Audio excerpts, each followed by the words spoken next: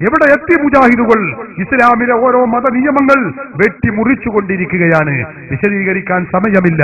ഞാൻ ഇപ്പോ ഒന്നുകൂടി ഓർക്കുകയാണ്. മുജാഹിദ് ഇപ്പൊ പറഞ്ഞു നിങ്ങൾക്കറിയാമോ, സ്ത്രീകളെ ജുമുഅക്കും ജമാഅത്തിനും കൊണ്ടുപോകണമെന്ന് മാത്രമല്ല, ഇപ്പൊ മുജാഹിദുകൾ ഈയിടെയായിട്ട് ഒരു പുതിയ നിയമം കൂടി പറഞ്ഞിട്ടുണ്ട്. എന്താ? മുജാഹിദുകൾ സ്ത്രീകൾക്ക് ജുമുഅക്കും ജമാഅത്തിനൊക്കെ പോകണമെങ്കിൽ പഴയതുപോലെയല്ലല്ലോ, ഈ യാത്രാ സൗകര്യങ്ങൾ കൂടിയ കാലഘട്ടമാണ്.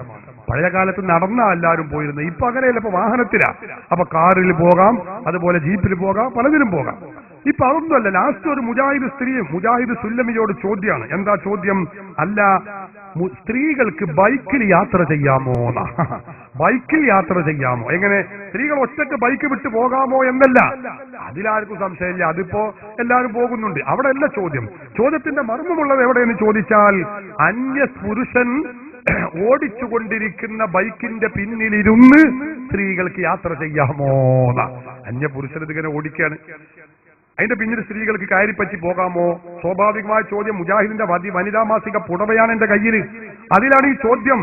അപ്പോ ചോദ്യത്തിന് പ്രസക്തിയുണ്ട്.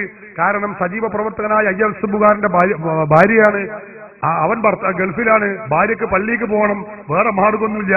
അടുത്ത വീട്ടിൽ സജീവ പ്രവർത്തകൻ അയ്യസമ്മുകാരനുണ്ട്, അവന് ബൈക്കും ഉണ്ട്, അവൻ ഏതായാലും പള്ളിക്ക് പോവാൻ, എന്നാ അതിന്റെ മേലാണ് ചാടിയിരുന്ന് പോകാൻ പറ്റുമോ? ചോദ്യം നല്ല പ്രസക്തം തന്നെയാണ്. അതായിരിക്കും അതിന്റെ താല്പര്യം. അപ്പൊ മൗലവിയുടെ സുല്ലമിയുടെ ഫത്വ നിങ്ങൾ ചിന്തിക്കണം. എന്താ ഫത്വ എന്നറിയോ? മറുപടി കേട്ടോളൂ, വിശദീകരിക്കാൻ സമയമില്ല.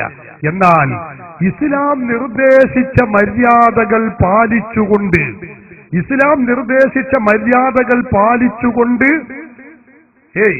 അന്യ പുരുഷന്റെ ബൈക്കിന്റെ പിന്നിലിരുന്ന് യാത്ര ചെയ്യുന്നതിന് യാതൊരു വിരോധവുമില്ല. എങ്ങനെ? അന്യ പുരുഷന്റെ ബൈക്കിന്റെ പിന്നിലിരുന്ന് യാത്ര ചെയ്യുന്നൊരു കുഴപ്പമില്ല. ഇസ്ലാം നിർദ്ദേശിച്ച മര്യാദകൾ പാലിക്കണം എന്നുള്ളൂ. എങ്ങനെയുണ്ട്?